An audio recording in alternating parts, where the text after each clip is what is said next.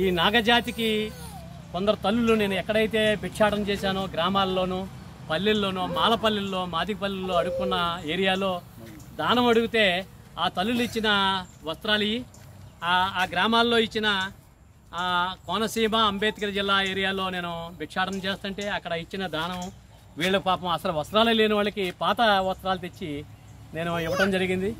ఇదే విధంగా మీరు తెలుగు వాళ్ళు కొద్దిగా మీరు వాడిన బట్టలైనా మగవాళ్ళకి కూడా ప్యాంట్లు చొక్కాలు అలాంటివి ఇస్తే అవన్నీ నేను మోసుకొచ్చి ఇక్కడ ప్రజలకు నేను అందజేస్తాను.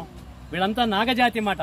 మన పూర్వీకులు తెలుగు వాళ్ళు మహేంద్రతోటి ఇక్కడికి వచ్చిన సుమారు ఆ రోజుల్లో 2000-3000 మంది వస్తే ఇప్పుడు ఇక్కడ సుమారు 2 లక్షల మంది 3 లక్షల మంది తెలుగు జాతే ఉంది. కనీసం వాళ్ళని పట్టించుకునే వాళ్ళు లేరు. ఇలాంటి వాళ్ళు మహా పేదవాళ్ళగా ఉన్నారు. మాట్లాడండి, మీరు మాట్లాడండి. మీకు పేదరు అంటే సలకాల్సి మాగోడే